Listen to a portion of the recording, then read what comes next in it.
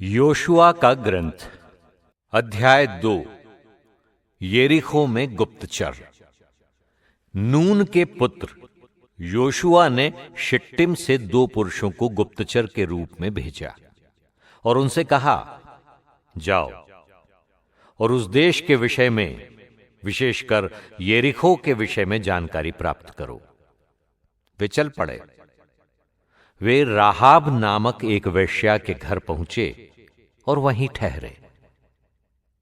लोगों ने यरीहो के राजा से कहा, इजराइलियों के कुछ पुरुष आज रात देश का भेद लेने यहां आए हैं। इस पर यरीहो के राजा ने राहाब के पास कहला भेजा, उन पुरुषों को बाहर कर दो जो तुम्हारे यहां आकर ठहरे हैं, क्योंकि वे सारे देश का भेद लेने के लिए आए हैं। परंतु उस स्त्री ने दोनों पुरुषों को छिपा दिया और उत्तर भेजा, हां, सच में कई पुरुष मेरे यहां आए थे, पर मैं नहीं जानती थी कि वे कहां से आए थे। अंधेरा होने पर जब नगर का फाटक बंद होने को था, उस समय वे चले गए। मैं नहीं कह सकती कि वे कहां चले गए। यदि आप शीघ्र ही उनका पीछा करेंगे तो आप उन्हें पकड़ सकते हैं। उसने उन पुरुषों को छत पर ले जाकर अलसी के डंठलों में छिपा दिया, जिन्हें उसने छत पर रखा था। इस पर उन पुरुषों का पीछा यरदन के घाट तक किया गया।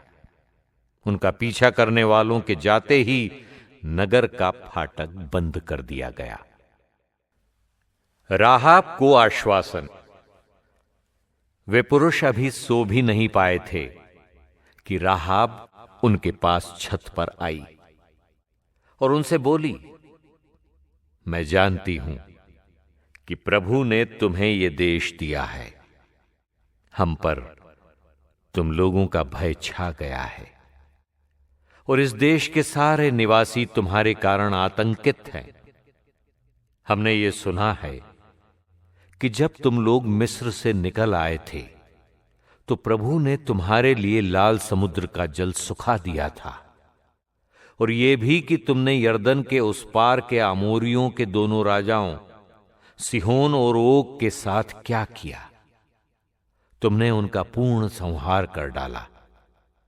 यह सुनकर हमारा कलेजा दहल उठा और तुम्हारे कारण सबका साहस टूट गया, क्योंकि प्रभु तुम्हारा ईश्वर ऊपर स्वर्ग और नीचे पृथ्वी सबका ईश्वर है।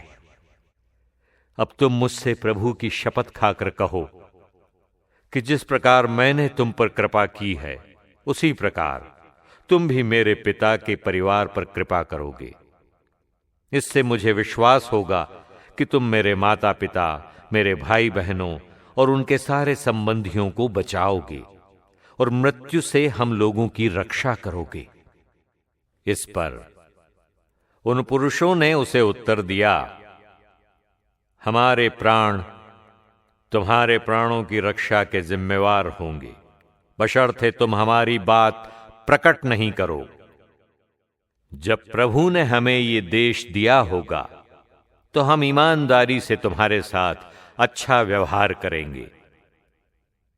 तब उसने उन्हें एक रस्सी के सहारे खिड़की से नीचे उतार दिया, क्योंकि उसका घर नगर की 4 दीवारी में बना हुआ था। उसने उनसे कहा, तुम लोग पहाड़ियों में जा छिपो, जिससे पीछा करने वाले तुम्हें पकड़ नहीं पाए, और जब तक पीछा करने वाले न लौटें तब तक 3 दिन वहीं छिपे रहो। इसके बाद तुम आगे बढ़ सकते हो। उन पुरुषों ने उससे कहा, तुमने हमें जो शपथ खिलाई उसे हम इसी तरह पूरा करेंगे। जब हम इस देश में प्रवेश करेंगे तब तुम ये लाल रस्सी इस खिड़की पर लटका दोगी, जिससे तुम हमें नीचे उतारने जा रही हो। फिर तुम अपने माता पिता, अपने भाइयों और अपने पिता के परिवार के सब संबंधियों को अपने घर में एकत्रित कर लोगी। यदि कोई तुम्हारे घर के दरवाजों से बाहर निकलेगा तो वो स्वयं अपनी मृत्यु का जिम्मेवार होगा और हम निर्दोष होंगे। हां, यदि कोई तुम्हारे साथ तुम्हारे घर में रहने वाले किसी व्यक्ति पर हाथ उठाएगा तो उसकी मृत्यु का उत्तरदायित्व हम पर होगा।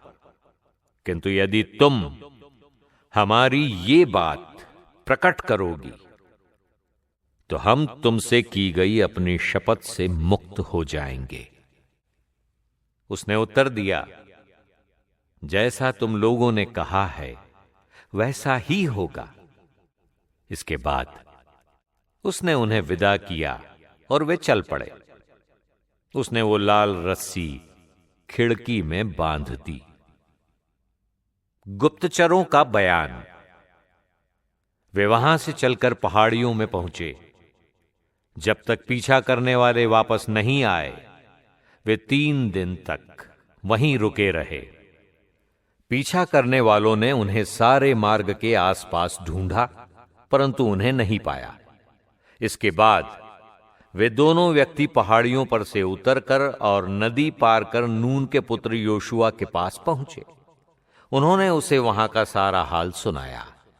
उन्होंने योशुआ से कहा, प्रभु सचमुच सारा देश हमारे हाथ दे रहा है। उस देश के सब निवासी हमसे भयभीत होकर साहस खो चुके हैं। योशुआ अध्याय 2 की व्याख्या। सारांश। योशुआ ने यरीको की भूमि का पता लगाने के लिए 2 जासूस भेजे। वे रहाब नामक स्त्री के पास गए जिसने उन्हें छिपाया और बचाया। बदले में रहाब ने अपनी और अपने परिवार की सुरक्षा का वचन लिया। विस्तृत व्याख्या। रहाब का विश्वास। रहाब ने इस्राएल के ईश्वर की सामर्थ्य को पहचाना और उसे आदर दिया। यह बताता है कि विश्वास केवल वंश या पृष्ठभूमि से नहीं बल्कि हृदय की स्थिति से आता है। उसकी साहसिकता सिखाती है कि विश्वास के साथ कार्य करना ईश्वर के उद्देश्यों को पूरा करता है। जासूसों की गुप्त कार्यवाही। यरीको के जासूसों ने ईश्वर के निर्देशों के अनुसार कार्य किया। यह दर्शाता है कि ईश्वर अपने वफादार सेवकों के माध्यम से अपनी योजना को पूरा करता है। रहाब के माध्यम से उद्धार। रहाब को यहोवा के उद्देश्यों में सम्मिलित किया गया जो अनुग्रह और उद्धार के सार्वभौमिक संदेश को दर्शाता है।